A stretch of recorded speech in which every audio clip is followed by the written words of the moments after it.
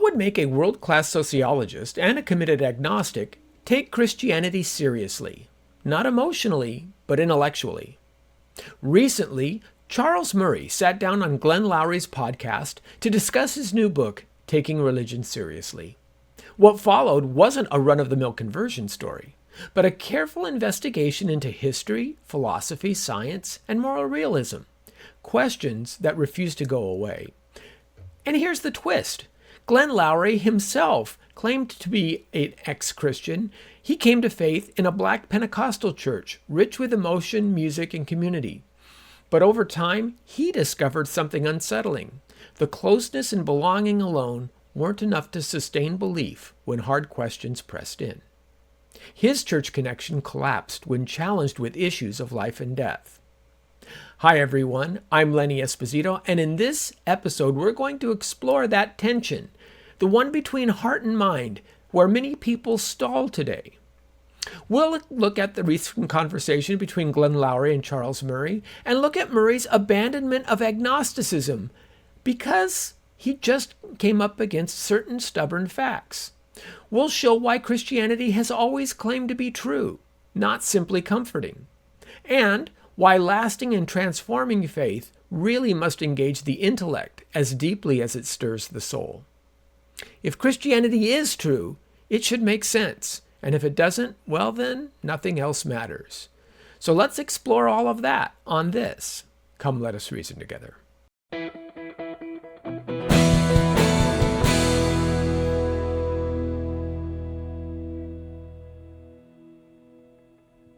Well, good day again, everyone. As I said, I'm Lenny Esposito, and I am excited to bring you this show today. I thought this was a very fascinating episode that I stumbled across in my listening, and very helpful as well. What we're going to be doing is something a little bit different. We are going to be exploring just why abandoning the mind in our faith is probably a mistake, especially if we want to reach people who are the shapers and formers of really the next generation. Now, this all stemmed from an episode I heard on The Glenn Show, which is a very popular podcast with Glenn Loury hosting, and he had Charles Murray on. Charles Murray has gained much notoriety, not only in his academic work, but he also had a bunch of controversy surround his 1994 book, The Bell Curve. And that book was laid out to describe certain heritable values of IQ. Now, the IQ portion was one small portion of the book, but it did make Charles Murray somewhat infamous in certain circles, especially those circles that tend to push more concepts of critical theory and left-leaning ideology.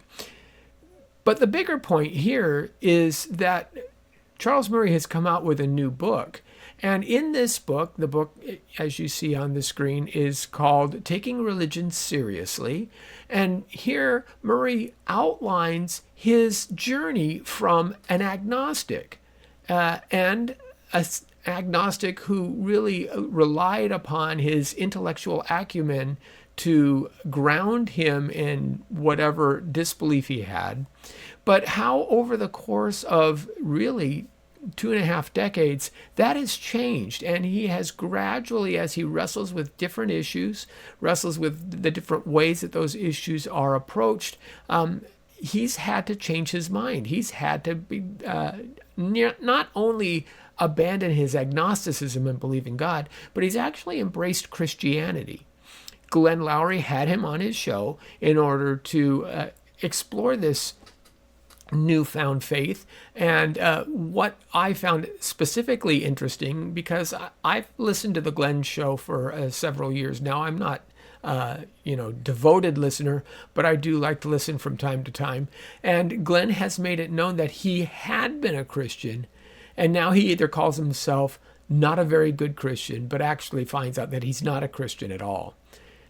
The fascination comes in as these two real intellectual giants start to wrestle with the concepts of Christianity and what pulled one way as well as their backgrounds, as well as their experiences. And I think this is where you'll find it very interesting. Now, let me give you a little background on both gentlemen. First, Glenn Loury.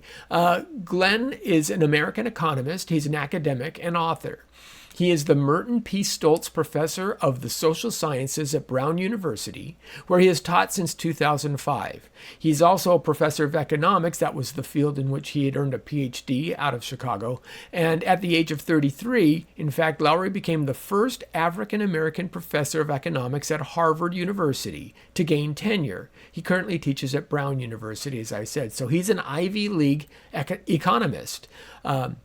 He achieved some prominence during the Reagan era as one of the leading black conservative intellectuals. Now, his beliefs politically have gone back and forth a little bit over the years, but he tends to come out very conservative on most issues that we're talking about.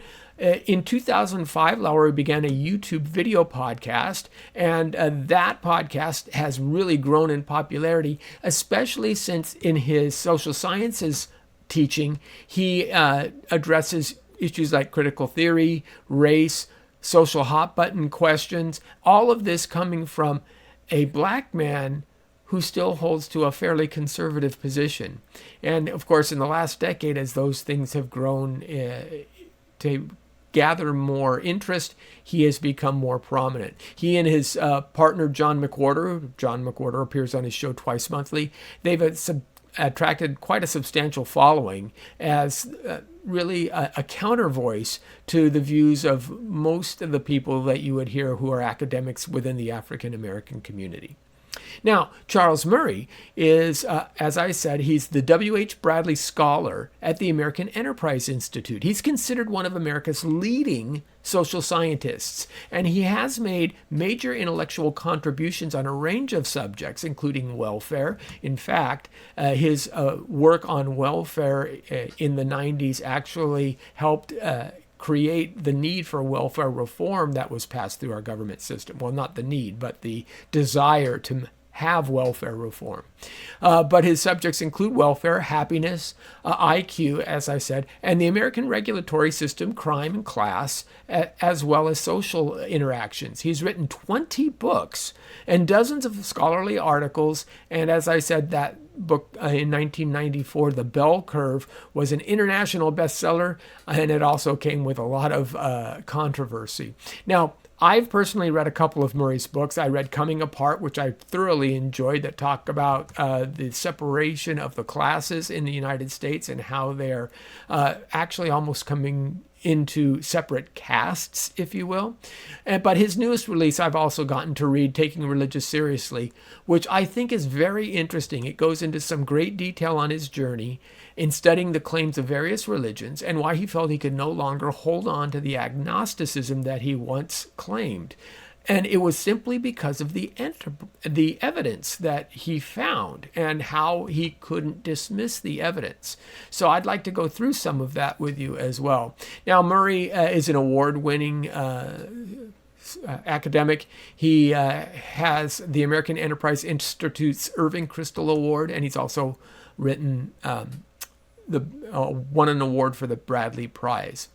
Let me talk to you a little bit more about the book Taking Religion Seriously, because it isn't a normal conversion story, and it's not necessarily written as an apologetic per se. That's not Murray's goal. He's careful to offer scholastic resource suggestions, both pro and con, on every subject he discusses. There are pull quotes for almost every subject. It's if you want to read the pro version, you want to read the con version, here's some of the best scholarship on this subject. Now, he does bring up objections to many of his points that he sees as tension. Some of these he doesn't resolve, and he's honest about that. He's also honest in not, what I say, buying the farm, so to speak. So, for example, he doesn't hold to biblical inerrancy. He doesn't necessarily believe that the three wise men came and saw the baby Jesus. He thinks that's a historical fiction. But he does hold to the fact that the New Testament documents do have historical credibility overall. And so he mentions it in that context. Because the book is framed around his personal journey, obviously he's going to tell you that there are certain stopping points that detractors will say that he cannot overcome, and he'll let you know why. He'll tell you why this is convincing for him. So while it's not an apologetic book as such, it does give an apologetic, his personal apologetic. And I think personal is the best word to describe it. The book really is very personal. It talks about he and his wife, talks about their birth of their child. It talks about his struggles, how his wife is much more spiritually sensitive and able to feel kind of spiritual aspects more than him. And it's an easy read. It's actually not, with a lot of lofty wording or things like that. It's written from a first-person perspective. It doesn't read dryly. It's not an academic tome. There are footnotes. He does support his view, support his position, because that's who he is. But overall, I think it's really accessible for most people. So that's the setup. But here's why I wanted to make a podcast about this. It's about the divide between them. So let's think about this for a minute if you're looking. And I'm hoping some of you are at least familiar with the Glenn Show, if you know Loury. Like I said, a lot of people appreciate some of his positions, some of the things that he takes in different contexts or in different topics. They're well thought out. He is definitely one to listen to both sides. And in this interview with Murray, he actually does that as well. He listens to both sides. But here you have two top scholars in their fields, and both of them do deal with society as well as, issues of belief, faith, social ramifications of that. They're not blind to these things. They're both well read. They're very erudite. They're well spoken. They can express their feelings, their ideas in a cogent way, as well as be clear. Both of them are powerful intellects that seriously wrestle with a variety of issues. So they have a very large pool of experience from which to draw in reading across these different channels and things like that. And importantly, both are in positions to influence broader society. If you're teaching at an Ivy League university, well, that means that, you're shaping not simply students, you're shaping those students who are going to become the politicians, the lawyers, possibly the judges, justices, presidential candidates, etc., that will have a significant effect on our society.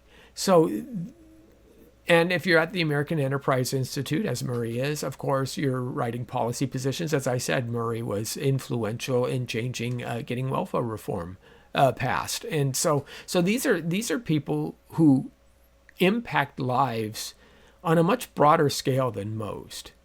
And what I was truly intrigued about in listening to this, and I think you'll find out how clear it becomes as we listen to the clips, is I started asking myself, what makes someone like Murray abandon agnosticism for Christianity over a slow burn over these 25 years, while someone like Loury, who admits to being a Christian previously, has then fallen away from the faith, saying he simply can't believe it any longer? Now, there's a lot of questions that come out of this that I think are important. For example, is there something here that we can learn and then use to reach more people in academia, in these privileged positions, who are the shapers of future minds? Is there a tool? Is there a technique? Is there maybe something in our apologetic, in our evangelism, that will allow us to at least get those in academia to take the claims of Christianity more seriously, to say, hey, maybe this isn't just something I dismiss with a wave of my hand. In fact, that is really Charles Murray's goal with the book, Taking Religion Seriously. Again, he's not trying to convert anybody. That's not his point in this book. He's trying to say, this, I had always assumed that, serious people don't believe in faith. And then when I started digging into it, I found out that there's a whole lot of really serious thought that lies behind belief, especially belief in the Christian tradition. And he felt a little gypped in some ways because he hadn't taken it seriously before. But he understands also that there is a bias, that there is a barrier for others to take Christianity seriously simply because they've just assumed that it's all fairy tales with a wave of their hand. Now, that's a nice talking point that a lot of internet atheists give. But if you've actually tried to wrestle with some of the academics' weight that sits behind, and the history as well. I mean, you're talking about scholastic thinkers, people who have been some of the greatest minds in humanity: Augustine, Anselm, William of Ockham, all these folks. Aquinas, oh my gosh, you're talking about individuals. They are so significant that you cannot take a philosophy class in any secular university and not wrestle with the questions and the claims about God that they provide. But again, we don't think about it that way, and most people aren't philosophy majors, so they may not necessarily take a philosophy course. And therefore, it's simply easy to just wave it away and say, it doesn't work for me. It's not worthy for me. It's all you people are just believing in, what are the cliches, a sky daddy or something to that effect. You don't believe in Santa Claus either. Well, it's not that easy. And throughout the book, this is what Murray's trying to point out, is there are some real rubs that you can't just dismiss as being fanciful or fictional. So how do we do this as Christians? How can we reach more people with at least the possibility that, hey, Christianity is worth investigating? Hey, it actually raises some strong intellectual questions that need to be answered, and there is no other good answer for them. I think that's an important thing, and this is one of the reasons why I wanted to look at this podcast. Also, we have to ask, how much of a role does apologetics and rationality play in our own evangelism? Not necessarily with the academics, but just with the average person on the street.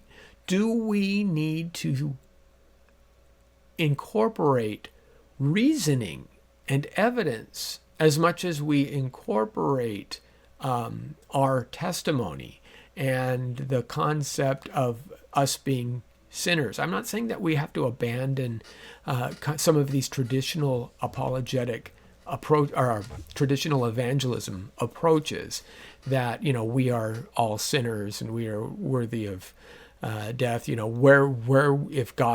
you die today and you standing in front of God and he asks, why should I let you into my heaven, what would your answer be? Right? Those are the kind of the standard issue responses that we are told to help provoke people in our evangelism efforts. But maybe there is also a role for us to be ready to give an answer to everyone who asks for the hope that is within us with gentleness and reverence.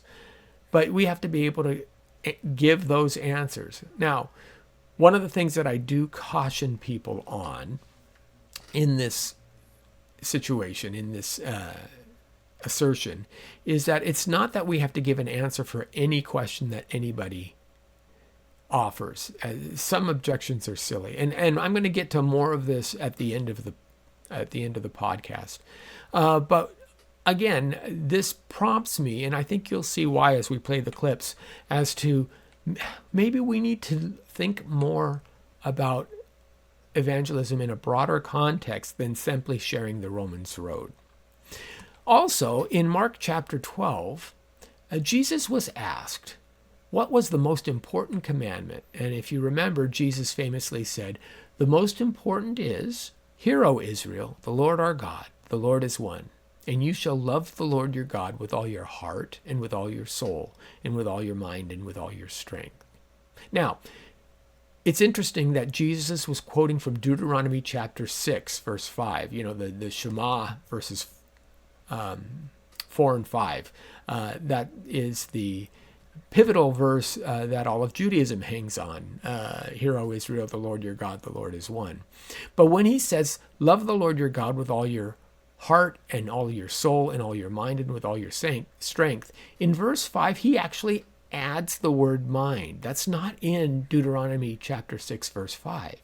It says, love the Lord your God with all your heart, with all your soul, and with all your might, or with all your strength. Same word. He doesn't say mind, so Jesus inserts that. Now, I think that's a conspicuous addition. I think that's really interesting, especially given the context that this is the most important commandment. Jesus has just said that. So if he thinks that rationality is crucial to developing a real faith, maybe there's something there. And again, I think as we watch this discussion, at least bits of it, you will see why this plays out. So let's start. I've given enough of a kind of a preview here. Let's examine the discussion between Loury and Murray. Now, I have several clips from their discussion that I've selected specifically to kind of narrow down on some of these topics. Murray, more or less follows many of the points in his book during the interview, and these are kind of just condensed. We won't be able to get through all of them, obviously. But the first one he starts off with is why the universe is the way it is, right? He says, why is there something rather than nothing? That's a clear question that needs to be answered. And not only is there something, but that something seems to have specific structures and designs to be intelligible. So let's take a look at this first clip. Where to begin?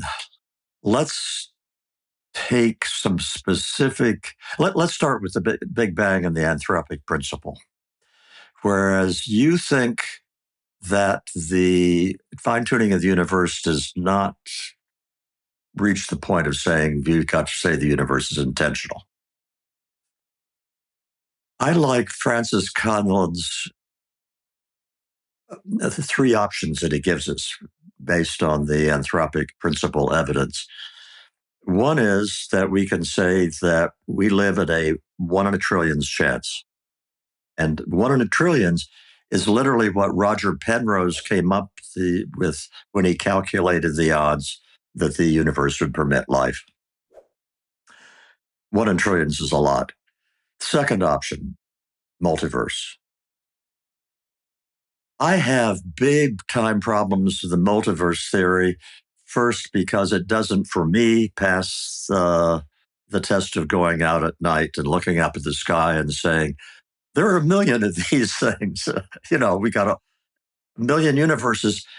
And the second problem I have, forget the fact that string theory and all the other invocations of quantum explanations of multiverse have, as yet, no empirical validation. It's all theoretical. The other problem I have with the multiverse theory is the universe started as a singularity. If it's a singularity, it is dimensionless. And an instant later, you have temperatures that are hundreds of thousands times hotter than the sun, with the kind of power that creates a universe several light years across in the first few trillionths of the second. If it's a singularity, where the hell does all that energy come from? The third option is to say that this weird configuration of settings, the most parsimonious, plausible explanation is that it was intended. And the analogy that I quote in the book is from a Canadian philosopher who said, imagine that you were in front of a firing squad with 100 expert Marxist, no, Marxman. Boy, that was a slip of some kind, Yeah. Freudian or not, I'm not sure. Anyway, 100 marksmen, and they all miss. You are entitled to be curious about why they all missed. And the explanation that they all missed by chance versus somebody ordered them to miss, I go with the somebody ordered them to miss option. And I think it's kind of hard to justify going with it. My final comment on this is whatever the problems may be in trying to estimate the number of combinations that might be possible, I have seen no estimates by any physicists which are less than chances of one in many, many millions. And if you say that's a big margin of error, if nobody's willing to say that the odds are any better than 1 in 10 million, I think I will hold to the same position. Now, are we arguing for the existence of God or just for the against the hubris of those who dismiss the existence of God? Throughout the book, I'm saying, here are the things that changed my mind. And this was as close to a road to Damascus moment as I had. And it's not spiritual, but I did read this little book called Six Numbers by Martin Rees, who himself is not religious. He was the astronomer royal in Britain. Came out in 1999. I read it in 2003 or 4. And I read it and I said, I can't believe I'm thinking this, but I don't have an alternative that I can live with. And so at that point, I was saying, there is a mysterious force that had made an intentional universe, and I might as well call that mysterious force God. That was kind of a first step. Okay, so here we have Charles Murray explaining where he first started moving out of his agnosticism.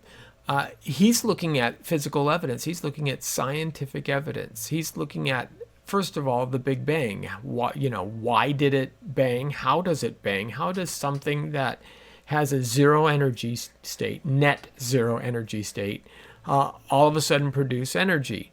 And there are theories about this, obviously. And in the book, he does talk about, the options of the multiverse. He tells why that's a non-starter for him. He is looking at things like Martin Rees's book. He mentioned Just Six Numbers is the title of that book. And again, in Taking Religion Seriously, he goes into a little bit more detail in that. But Rees himself is not a Christian. He doesn't hold to Christianity, but he does the science the way he does it. He doesn't talk about the Borguth-Vilenkin theorem. I don't know that he's exposed to that as yet, but basically Alexander Vilenkin has made it very clear that even if you have a multiverse, you're going to at some point have a beginning. The multiverse doesn't get you out of needing a initial cause for everything that we see. But here you see, it was, as he said, his first kind of road to Damascus moment. In other words, I thought all the science was against God. And he goes in the book through a little bit of detail, rehearsing how that came to be. It was first that he was surprised in his research to find out that Christianity hadn't been anti-science. But what had happened was Christianity actually in the West really provided the bedrock foundation for science to flourish. And it was only after the Enlightenment, and especially after Darwinism, where there were those in the scientific community who were trying to cut ties with the church. And it became a popular dismissal of religion to say religion is anti-God. Turns out the Galileo affair, as he notes, wasn't actually anti-religion. It was more political. Most of these fights, the Copernican movement and things like that, had to do with tradition, had to do with, positions of the Catholic Church and how Thomas Aquinas held up Aristotle. So the Aristotelian model became primary. There was a lot of different motivations, but it was, and Georges Lemaitre, who was the first person to kind of come up with the model that was later derisively called the Big Bang. He was a Catholic priest. And so it took Murray by surprise that science not only teaches this and shows up, but what it actually does is it pulls from the Christian understanding of the consistency of the world, of the fact that there are laws to be discovered because the universe is ordered and follows specific laws because that's the kind of God we have. And he was, again, surprised to find all this, but mostly what he found was these types of questions. How do you find a universe that's so finely tuned in order for it to exist in any appreciable way? I mean, if we can talk about the basic functions of, say, the expansion of the universe. If it expands too fast or it expands too slow. If it expands too fast, stars never form. Everything becomes just hydrogen, and the universe is boring. If it expands too slow, then what happens is everything will start collapsing in on itself, and you'll get giant black holes, and you'll never get galaxies to form, so that you'll never have anything interesting and no people. So the universe expands at the right rate. Gravity is just the right ratio, and it's the right amount of force to keep planets in orbits that can do interesting things. Hydrogen and helium, that ratio. There's all kinds of things that we can talk about in this vein. But again, my goal isn't to give an apologetic for all these things. There'll be other videos where we'll explore those in more detail. However, what he's saying is I couldn't explain, he's saying, I couldn't explain why there was a Big Bang, right? How did a singularity come up with all of this? And how does it order itself so precisely to allow just these right, and not just one or two, but dozens and dozens of very specific, balanced numbers that are required for us to be alive. The odds are incredible. He uses that example.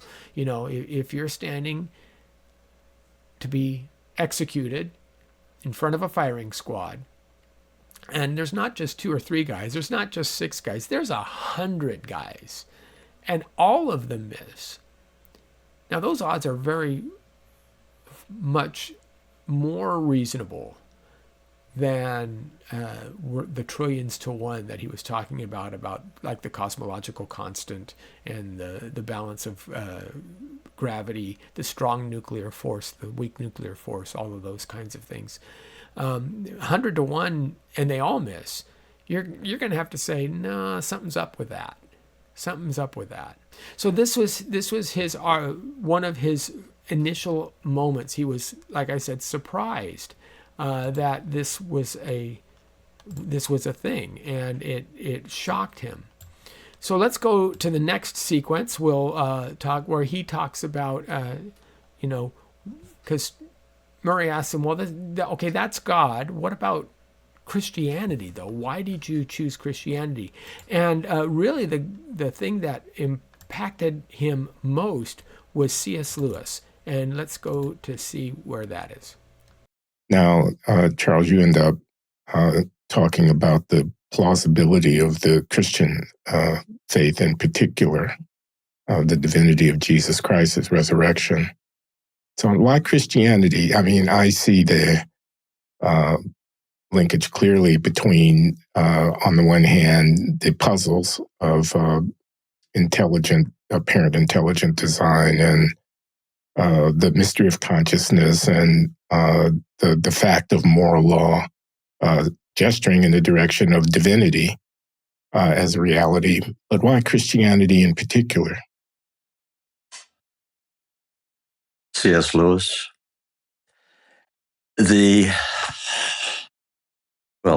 I'm referring to Mere Christianity. I was introduced to that by Pete Weiner, who I bet you know.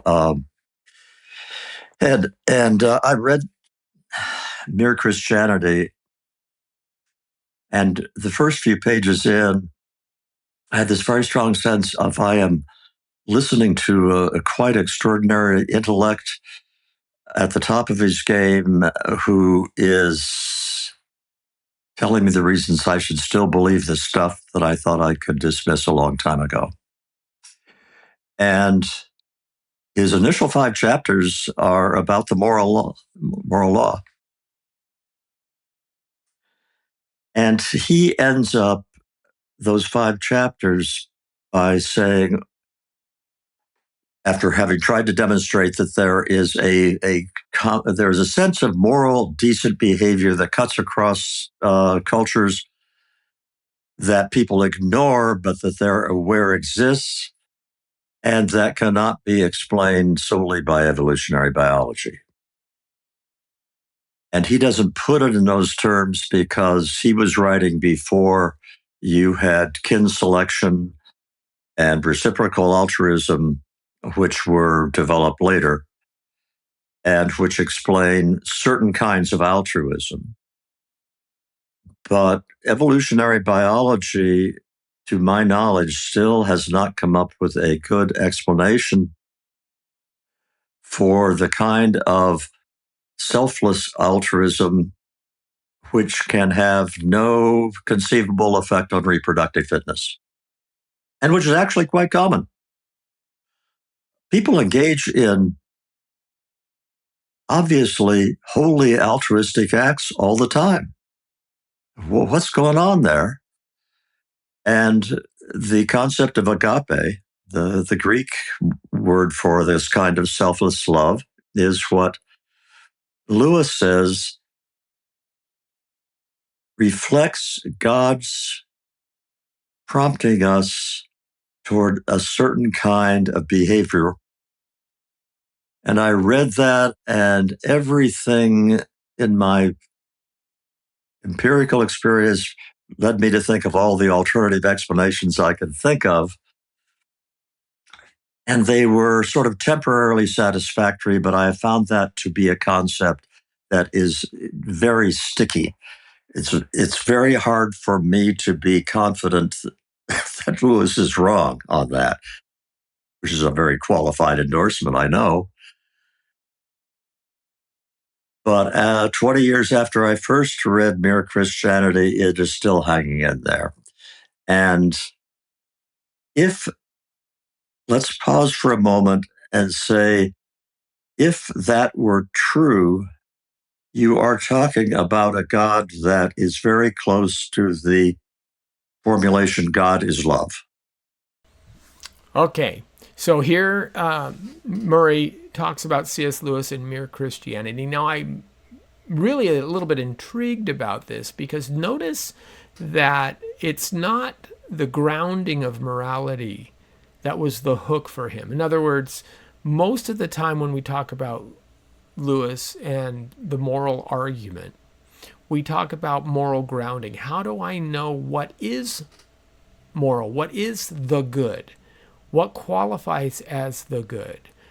There have been movies, for example, that would hold that in order for the tribe to survive, anybody over the age of 55 should be euthanized, especially women, because they can no longer have children. They're not going to be adding to the tribe's livelihood by bringing new generations in. And the older that you get, the more care and medical issues that you have. You slow the tribe down, you take more resources, you're not as able to do work as you were before. You're actually a detriment. And it would be the moral thing to do to euthanize those individuals. Of course, the Aztecs are a clear example of this. Their belief system was that we need to appease the gods of rain in order to make sure that we don't die, our crops grow. And the way we do that is we take those whom we've captured and we cut their hearts out and we offer it to the god. This was considered morally appropriate. Now, those may seem, shocking to you, but let's look at closer to home. There are many Islamic communities who, even if the young daughter of someone is captured and raped, she's now considered damaged goods, bringing shame onto her family, and they may do an honor killing. Or female genital mutilation is popular in many different areas, thinking that that is a good. So where is this idea of good from? Who actually grounds good? It can't be just what we think. Because if it's just what we think, then what we've done is we've substituted our preferences for truly what is good. It has to be objective. And in order for good and bad to be objective, they have to be rooted in a transcendent authority.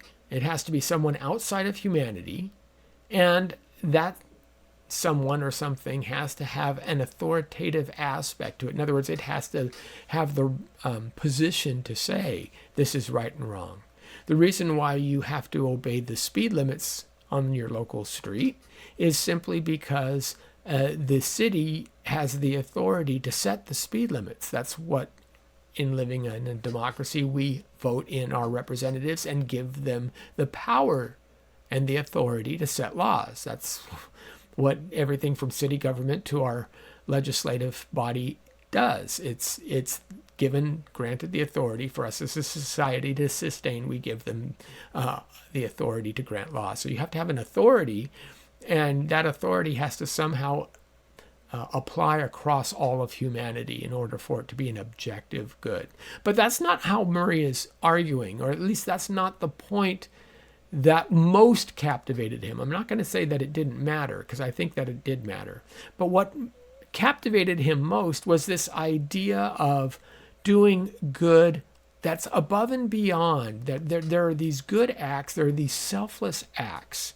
Charity, Lewis calls them in the Four Loves, or agape, you hear often. These completely self-effacing acts that don't make any evolutionary sense whatsoever. Matter of fact, he opens the book, Taking Religion Seriously, talking about his wife, Catherine, and he said her spiritual journey began. And he tells us that she's just as much of an academic, just as much of an intellect as anyone else that he would be dealing with. She's his peer as much as she's his wife. But he says that after the birth of their first child, she recognized that the love that she has for this child isn't simply enough love to make sure that the child is evolutionarily benefited.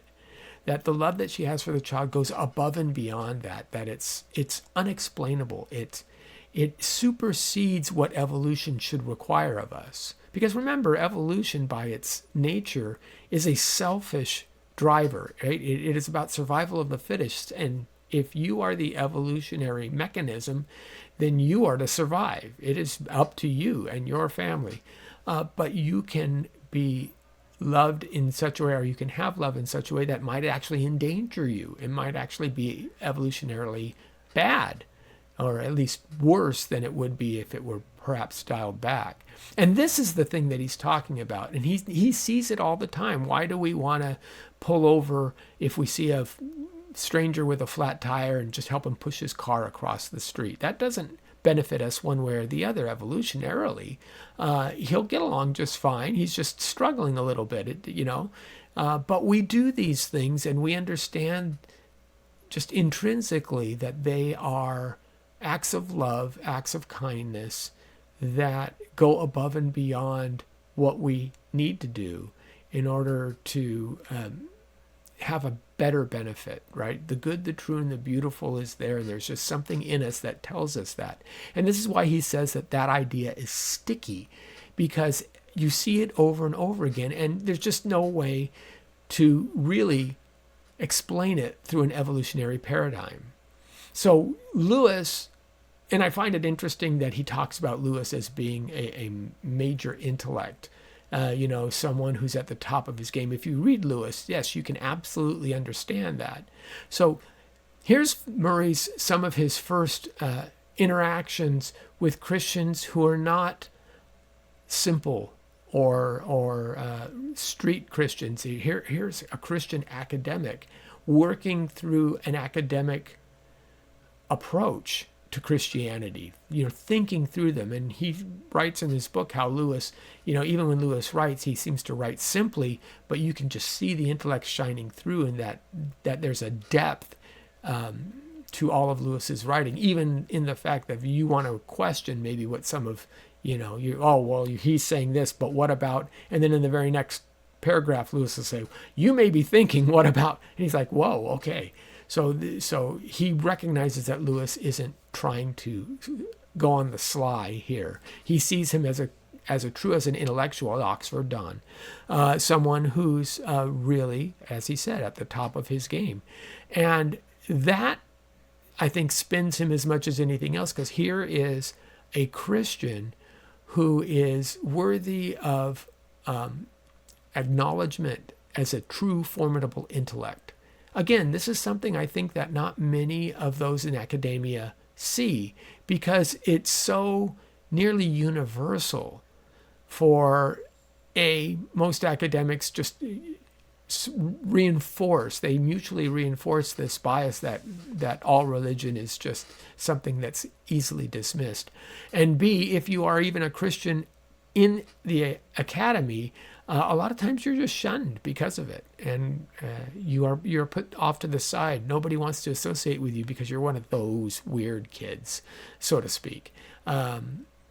So that was interesting, I thought, in what he says. The third clip I want to play for you is specifically important because it really leads into Charles Murray. It really leads into Glenn Loury's testimony as the contrast. And so what Murray is saying here is that while his wife, after she became spiritually engaged and she started going to a Quaker meeting, the first Sunday meeting, the local church was a Quaker church that she started to engage with. She was always more emotionally sensitive to that and spiritually aware. And Murray, to his credit, he says, that's not me. That's not who I am. He says there's some people in the book, he makes the argument that there are some people who are artistically inclined, right? They just have. So you think about the book, The Bell Curve. There are some people on one end of that spectrum who are just artistic savants. Most of the people fall in the middle, but there are some people on the other end who aren't. So there are brilliant musicians. There are the geniuses, the Yo-Yo Ma's, the things of this thing, the Beethovens, the Bachs. They sit on the one end of the bell curve. Most of us enjoy music and sit kind of somewhere in the middle section, the big lump in the center. But then there are those who have a tin ear, who music really doesn't mean anything for him. Well, he says that, with spiritual sensitivity, that same kind of bell curve probably applies. There are certain people who are very spiritually aware. The mass middle has certain spiritual awareness and can enjoy and feel spiritually close to God. He goes, me, I'm kind of at the back end of that spectrum. I am not the person who is spiritually sensitive. I never have been, never will be. And my problem there is that, although I would love to feel something, I'm not approaching this from a touchy-feely position. So let's listen as he explains this. And here's what happened shortly after our first child was born in 1985. Catherine comes to me about a couple of months in, and she says, I love Anna more than I've ever loved before. It's all-encompassing. I can't tell where she stops and I begin. And then she came up with a line that has subsequently been publicly quoted by both the late Michael Gerson and by David Brooks. I love her more than evolution requires. I mean, she's Oxford and Yale trained, so she knows all about evolutionary biology. Her hero for many years was Huxley, the man who invented the word agnostic. And what she said, as she explained it, was that this greater love that she felt, it felt like she was a conduit for another source of love, and that pointed vaguely to God. And that got her interested in trying to explore it more.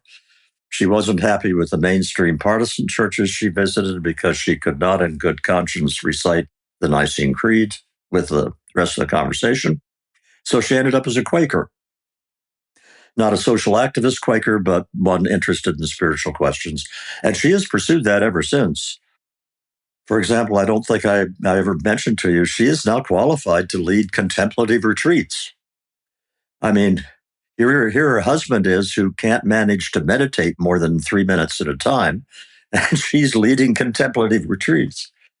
And the short story is that it took many years, but she was drawing so much out of her own evolution that, and I wanted to follow along and I couldn't.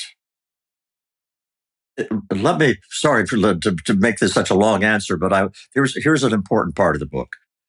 In watching Catherine, I eventually came to the conclusion that spiritual perceptiveness is the same thing as the ability to appreciate music and the ability to appreciate great art, which may have a correlation with IQ of 0.2, but not a very high correlation. They are traits that are distributed normally from low to high. Some people are tone deaf at the left hand of this bell curve. Some people can only look at a picture for about 10 seconds before they've seen all that they're ever going to see, no matter how great the painting is. And some people are spiritually their spiritual perceptiveness is low. Let's put it this way, Glenn, if we express spiritual perceptiveness in the IQ metric, I think I'm at about 80, maybe 75.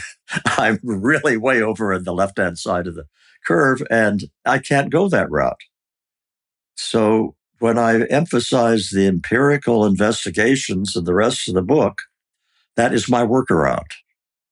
That is my effort to engage in the kinds of things which allow me to participate indirectly with Catherine's journey.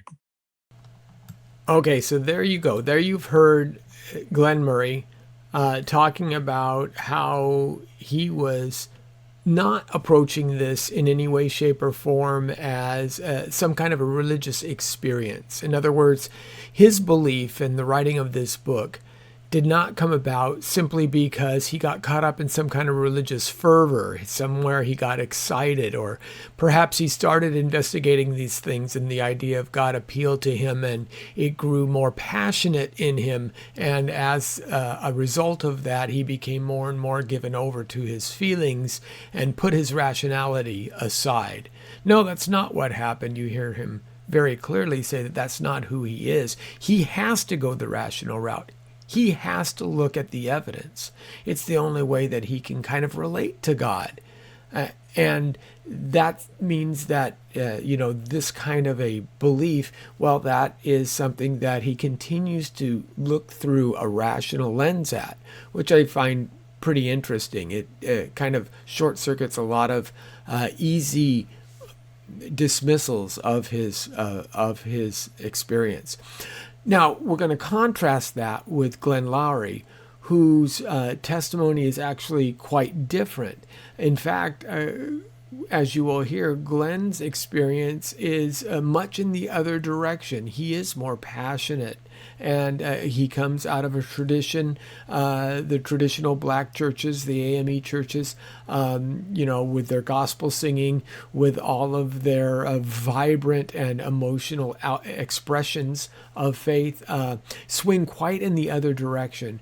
And for Glenn, though, it actually, I think, caused more problems than it solved. But I'll let him describe it to you. Charles Murray says, hey, I've been putting myself out here. Glenn, let's hear your story as well. So here's Glenn's side of his religious journey and belief.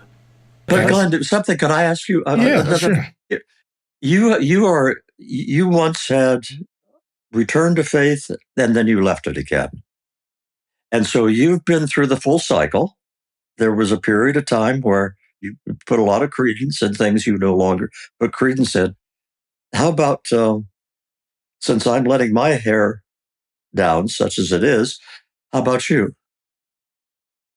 Well, I never came to faith through a reasoned process of deliberation and argument.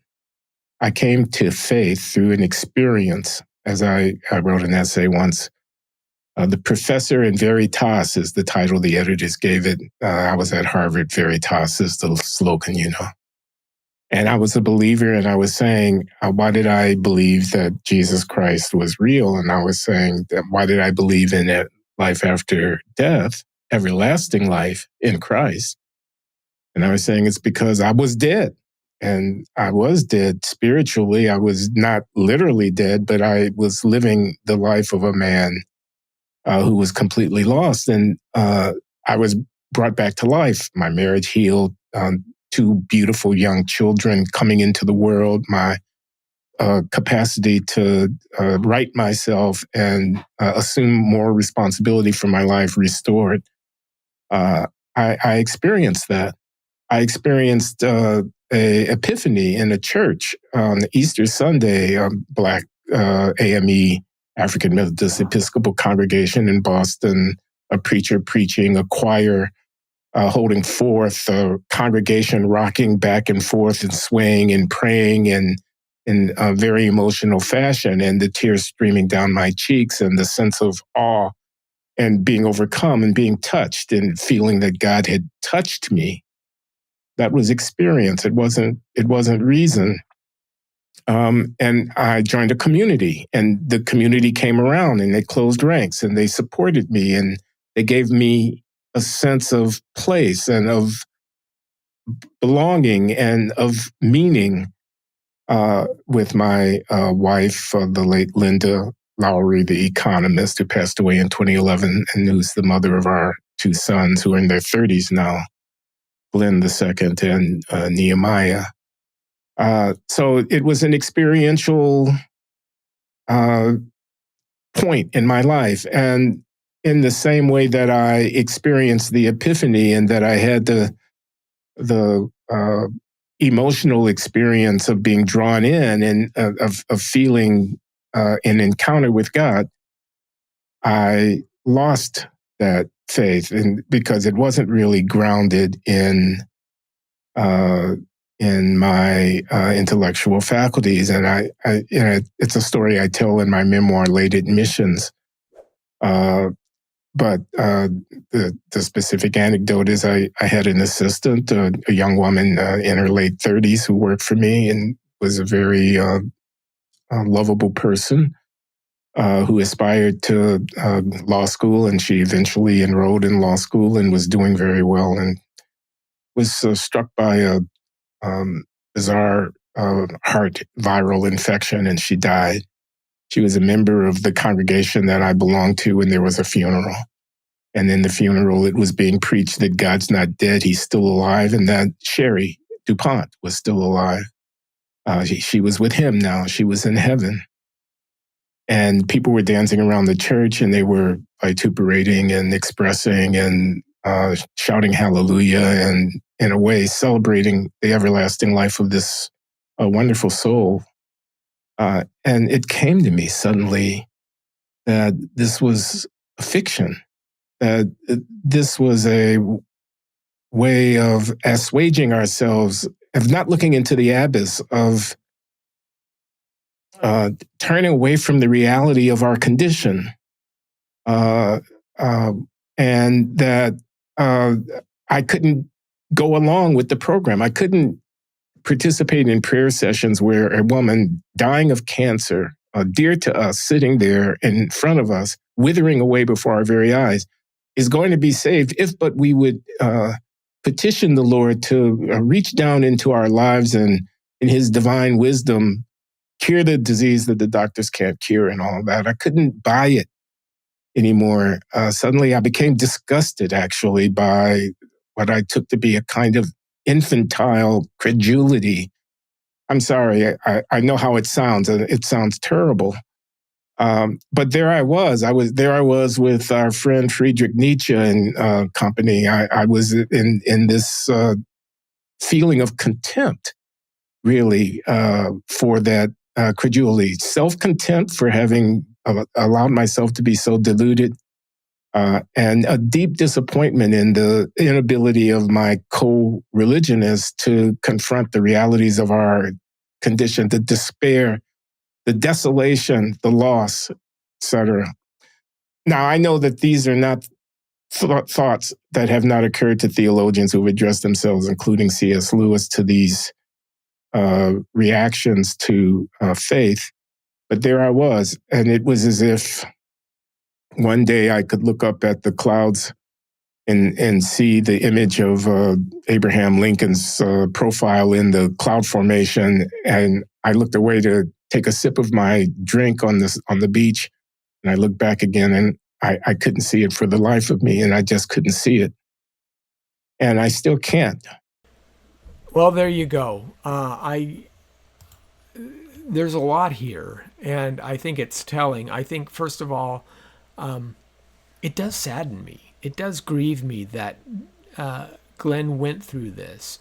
I think if you listen again to the first portion of his testimony, when he writes in this article that I was saying it because I was dead, and I was dead spiritually, and I was not literally dead, but I was living the life of a man who was completely lost, and I was brought back to life. My marriage was healed. My two beautiful children came into the world. My capacity to right myself, to assume responsibility, all those things came alive to me. And beyond that, I had the feeling at church, I could feel God. The choir singing, everything is making me draw closer to the divine. I have this local community that surrounds me and supports me and upholds one another. And he said that he had tears streaming down his cheeks, being overcome and being touched and feeling that God has touched him. But then he says, but that was experience, that wasn't reason. And that's the hook. If you can be experienced into the faith, can you have experiences like the sudden loss of a young 30-year-old intern who is beloved by your family, who had been prayed for by the church and still died? Will that experience then nullify the prior, which it seemed to do in Glenn's case? But what happens, and I find this interesting, is the experiential holds weight. And if the negative experiences hold weight, now all of a sudden the reasons are kind of bouncing off of him, aren't they? I would love for Glenn Loury to try again objectively. But my problem is this, my big concern is this. If we hear his testimony by any other person in the church today, we will say, glory, hallelujah, this is how God works. This is how you're saved. I mean, you heard it. That was a clear example of testimony that we've heard over and over again. In fact, may be probably more common than not. But it wasn't enough, was it? It didn't stick. And now he's harder to the truth than he would have been at the beginning if there were reason, if there were facts, if there was this idea that, look, there was Jesus of Nazareth who was killed by the Romans or the Jews. Matter of fact, in Murray's book, he says, I don't know who did it. The Jewish people did it, the Romans did it. Either way, the fact that he died by crucifixion is pretty much historically understood to be true, simply because nobody would lie about that. Nobody starts a religion with your founder being crucified in the first century. It's kind of like me trying to start a religion today and saying, well, my founder's a pedophile. It is so egregious that nobody would want to become part of your new group. So all historians believe, the vast majority and the vast majority of New Testament scholars, whether they're believers or not, they all understand that Jesus died by crucifixion. That's really not up for debate. But now you have to explain how the disciples were changed from scared individuals into bold proclaimers of Christ. You have to explain why the people in Jerusalem who knew where the events that happened and could have actually even known where Jesus' tomb was would still believe and convert from Judaism to Christianity. You have to understand how the Apostle Paul flips on a dime from an individual who's persecuting the church to now one who's trying to draw more people into it. And you have to understand why the Sanhedrin, who had every desire and motive to quash this new movement, doesn't simply go and pull out the body if the body's still there.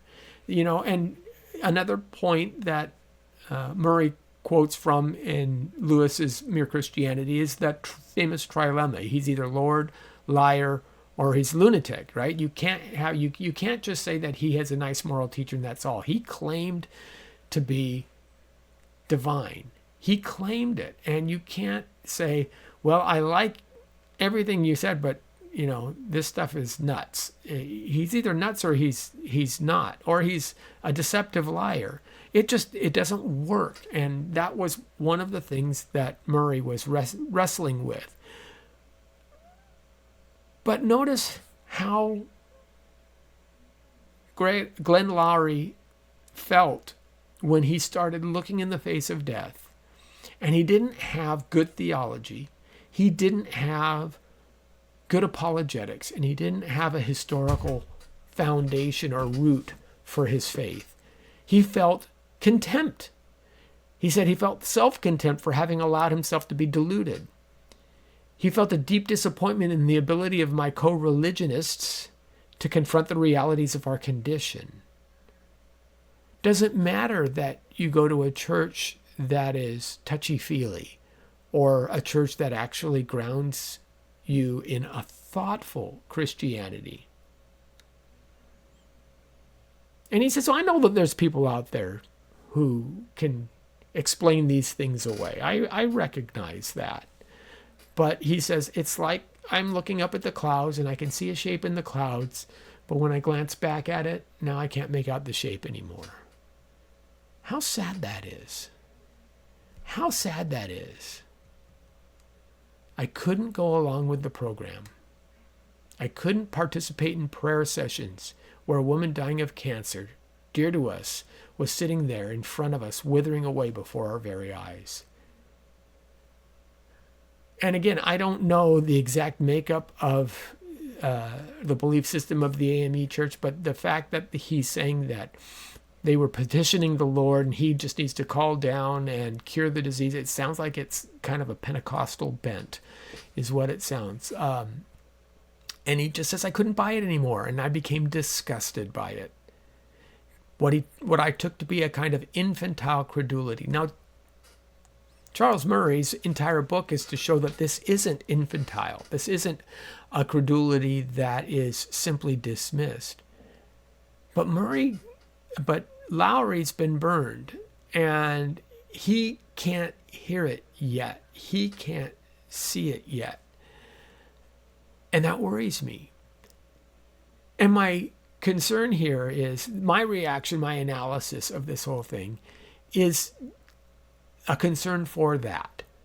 we need to, as the church, make sure that we don't simply evangelize the heart, the feelings, the soul, the might, right? We have to evangelize the mind as well. Love the Lord your God with all your heart, mind, soul, and strength. All of those points are crucial in order for the truth of Christianity to come out in total, so that you don't have only part of the picture. Because if you have part of the picture, something can knock that off. But if you have the whole picture, if you understand it all, then you're sitting on a much more solid piece of ground. And when those difficulties come, as we talked about in our last week's episode on when Christians suffer and how it plays out. And if you haven't watched last week's episode with Clay and Jeannie Jones, please go and watch that, because here's a guy that is in that same boat. He has inoperable cancer. He's going to die of it. We don't know when. He's just trying to keep it at bay. And he glorifies God every day through it. And he is not someone who is frivolous either. I mean, he's a university professor as well. Now, how does this matter? Why does this matter? Well, I think it matters in a couple of ways, and these will be my closing comments. First of all, it matters in our churches. We recognize that there's a crisis of unbelief across the university campus. We talk about this all the time. Parents worry and fret about sending their kids to the university where they can be indoctrinated into atheism or what have you. But how do we change that? How do we change that? Well, there is, as Murray has noted, a bent in most of the academic class not being religious. Matter of fact, there is a bias built up in such a way that if you are religious, it could cause you problems. And in page 147 of his book, he makes this point clear. He writes it this way. He says, quote, "Another and more prosaic explanation for my resistance is the fear of what the other members of my tribe will think. Recall Catherine's way of expressing what she learned about religion when she went to college. Quote, smart people don't believe that stuff anymore." End quote.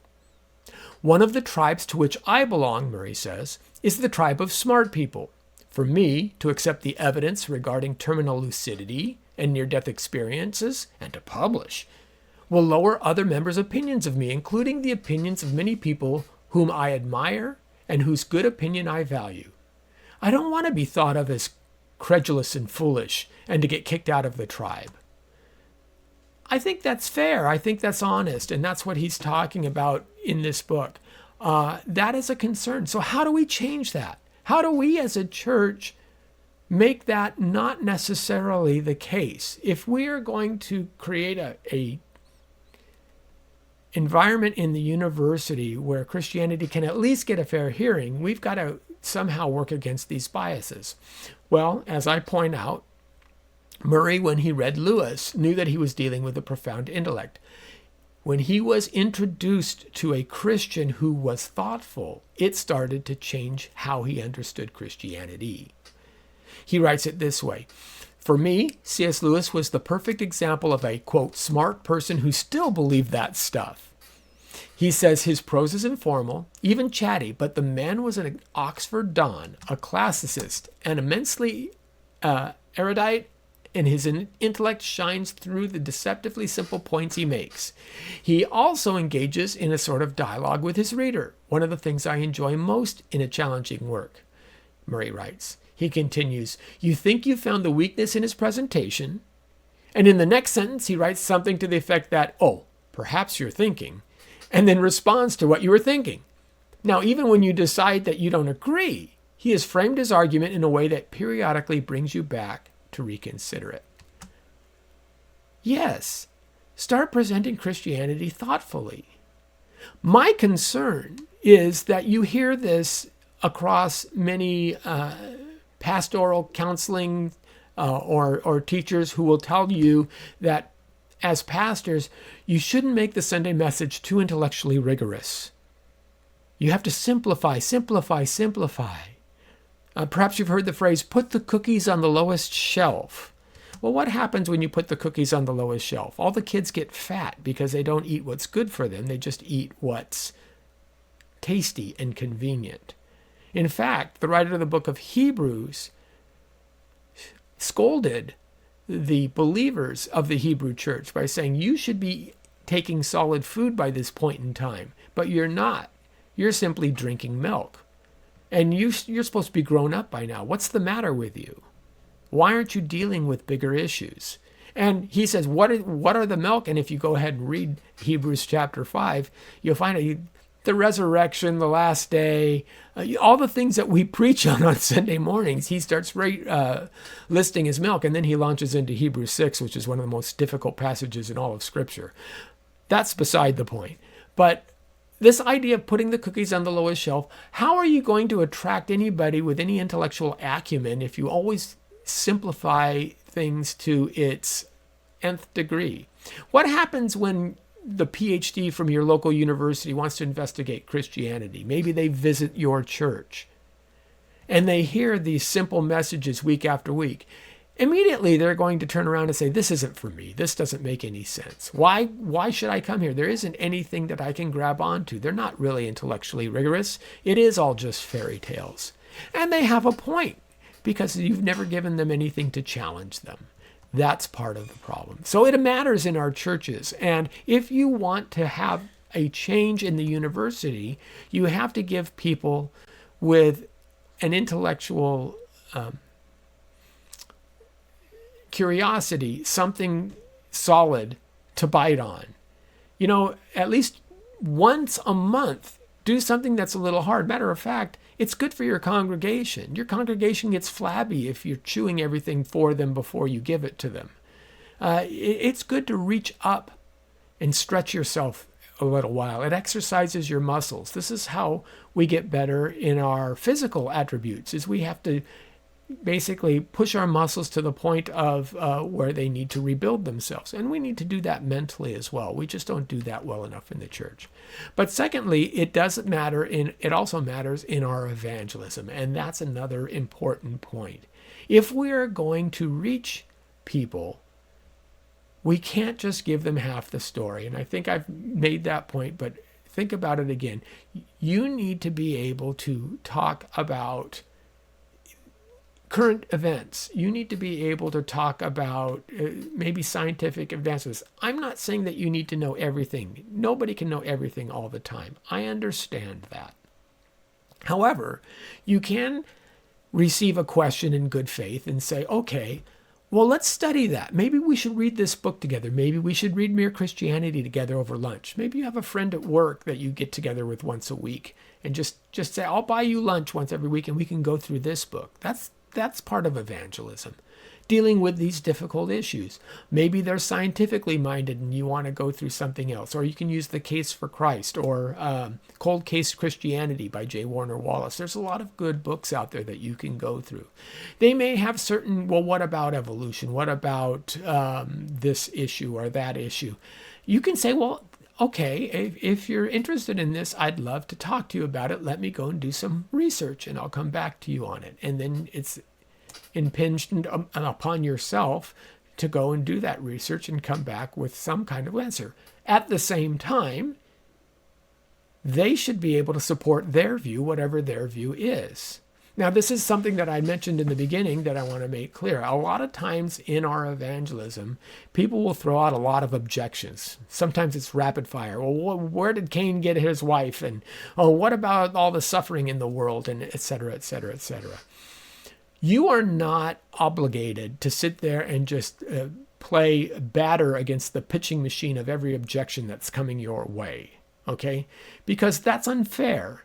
In the reason-giving game, it has to go both ways. If I'm going to give a reason for my belief, you have to give a reason for your belief as well.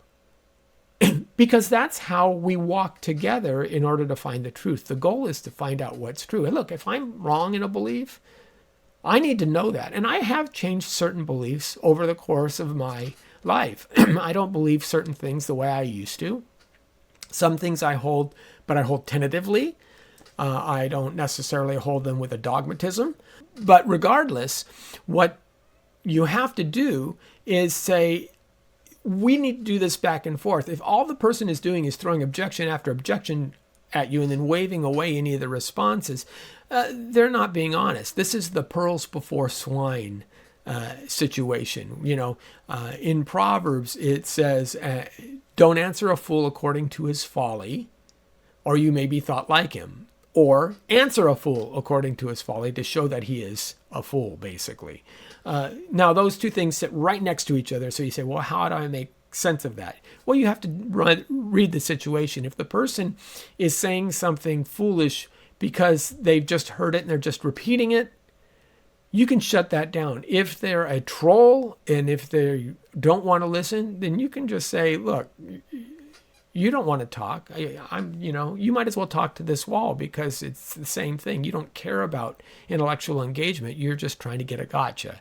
And you can just say, I'm not obligated to deal with this. If you're really interested in truth, then we can have a reasonable discussion. But if you're not going to be rational, then why should I waste my time? I think that's fair. Well, all of this has been really fun to unpack. Tell me what you think about this difference. How did you take the slow development of Charles Murray's belief through investigating all the different rational avenues that he has? And we left a whole lot out. Like I said, the book is an easy read. It's a short read, something that you can get. But how do you compare that to Glenn Loury? My heart breaks for Glenn Loury. I wish I could talk with him more and find out what's going on. But I'd love to do that. But it's a stark contrast. And it concerns me that so much of our faith and so much of our evangelism falls closer to Glenn's experience than it does to Charles Murray's experience. So tell me what you think. I'd love to hear. Until next time, I'll see you then.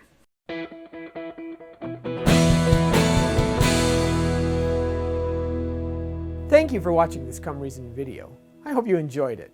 If you'd like to see more videos like these, consider subscribing to our Come Reason YouTube channel by clicking on the subscribe button.